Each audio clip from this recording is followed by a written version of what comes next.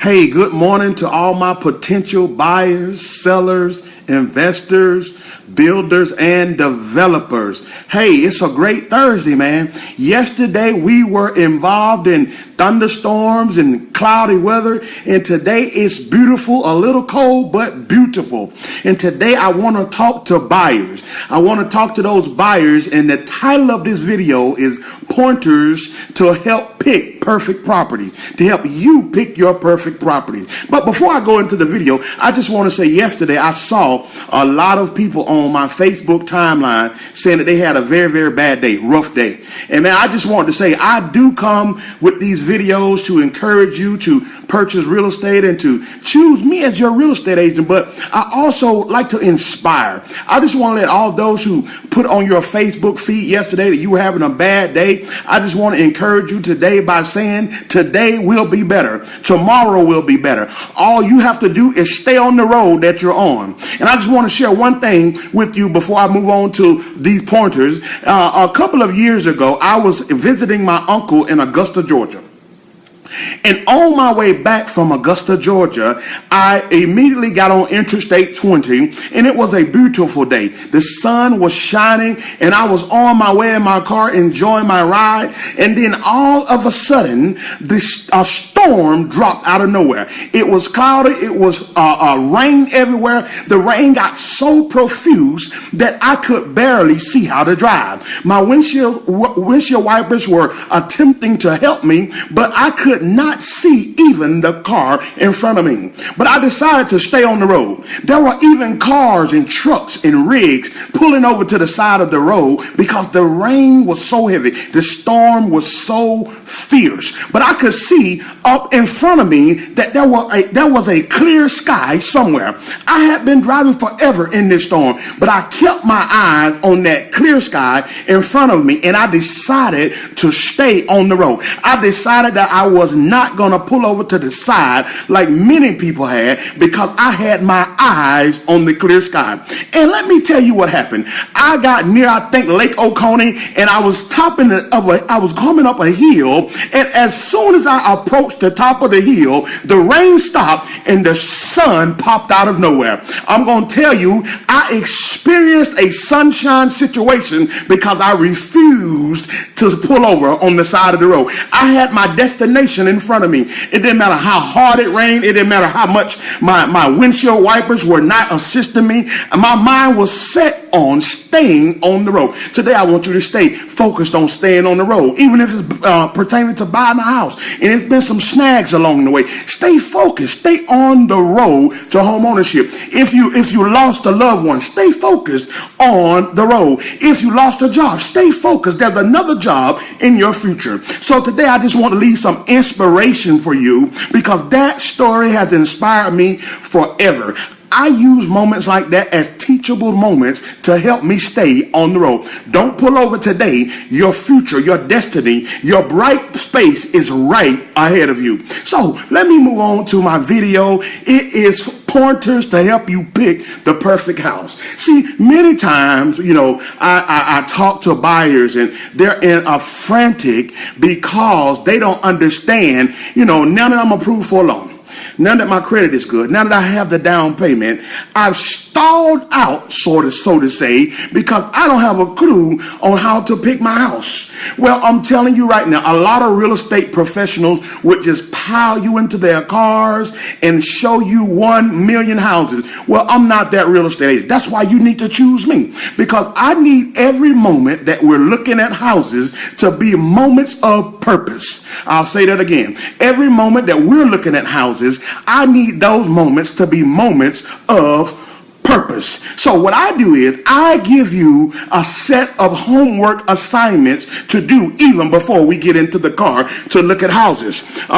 Because sometimes too many options options will confuse us. I'll say that again. Too many options will confuse us. My wife is that way. We can be at a restaurant, and if they bring us a menu out with 17 pages, she's like, oh, baby, there's no way I can choose one thing on this menu. But if we're at a place and they only got 2 pages on it, man, we can order our food and we're eating in no time. So that's an example on how too many options can confuse you. So I like to give my buyers a homework assignment so I can keep you focused on the goal of purchasing the house that you need and that's perfect for you and your family. There's 2 things I ask you to do, only 2 things, and I'll be done with you guys today. But I want to help that person who has the money, who has the loan, who hasn't chosen a real estate agent because they just don't know what kind of house they should be looking for. So 2 things that I want to share with you today, and I'll be out of your way so I can help you move forward, stay focused, and get you away from the side of the road as it pertains to real estate buying.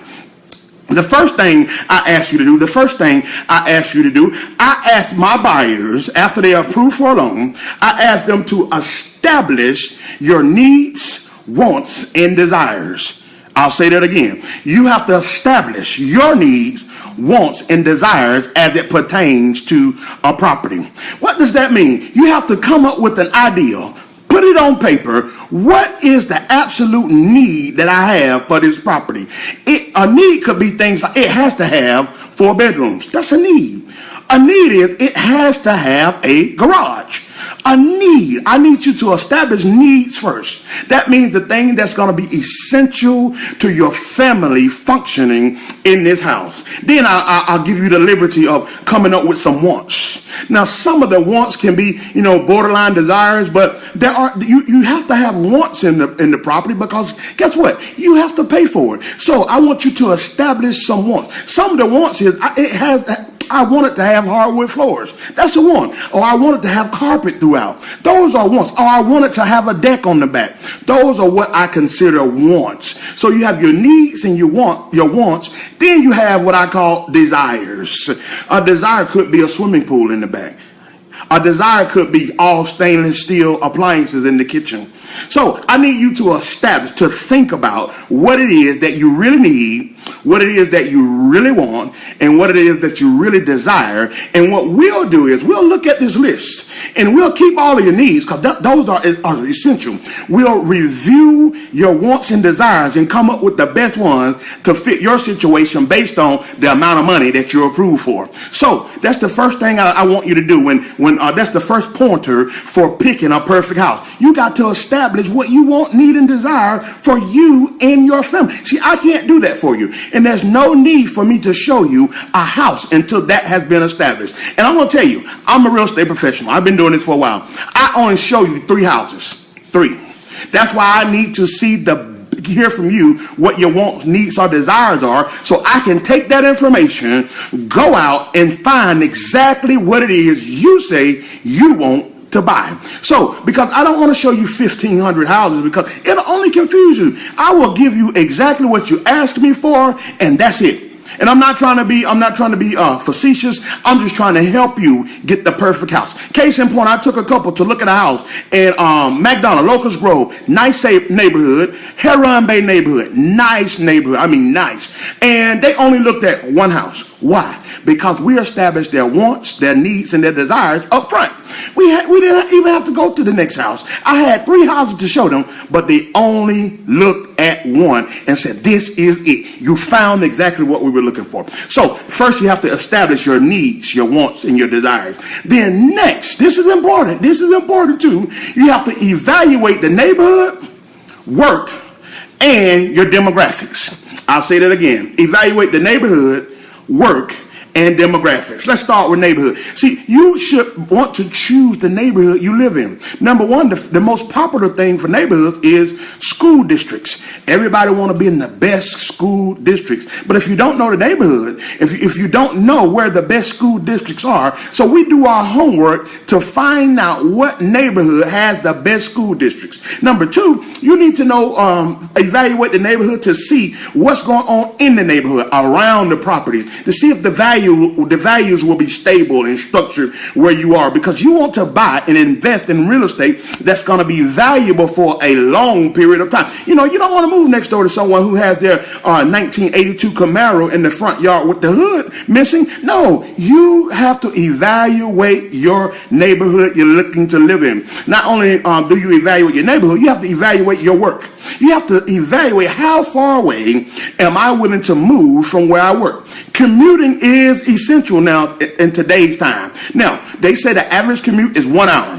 So you have to evaluate the time that it'll take you to get to, from work, in traffic, out of traffic. These are important choices when picking a home. Not only do you have to evaluate the neighborhood, evaluate your work, but then you have to evaluate the demographics. Why is that important? It's important because we need to know who and what's around us that can make our life good or bad or better.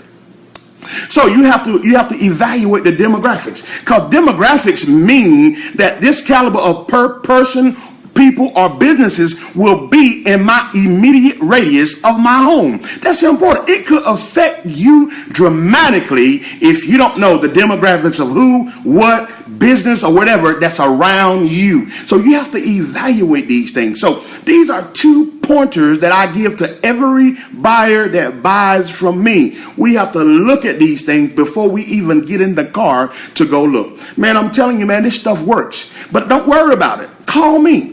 Inbox me. I'm that guy, because I'm telling you, I am going to be the biggest real estate agent in the state of Georgia in 2017. I'm telling you, but I want you to help me out by calling me for all of your real estate needs. Hey, inbox me, call me. Man, I am that guy that knows real estate. Hey, I have a YouTube page. Subscribe to my page. It's called That Guy Knows Real Estate. I need your help. The more people that subscribe to my page, the more attention I get. And I'm trying to build my brand, man, because it's a great brand.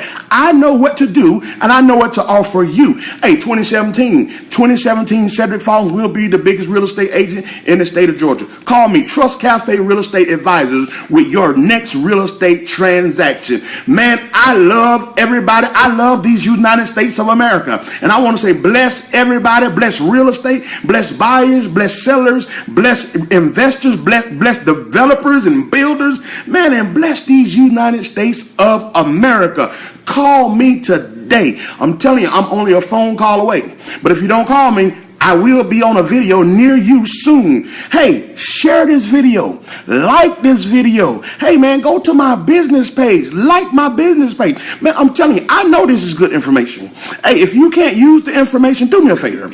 All I need you to do is share the video. You never know where it will land and how it will be a blessing to someone else. Hey, man, this is what life is all about. Helping share the knowledge. Man, I hope everybody's having a great day. Remember, the day could be the day that something huge, magnanimous, prodigious, over the top could happen in your life. And it's already started because you met me, the biggest real estate agent in the state of Georgia. Call me. I got you.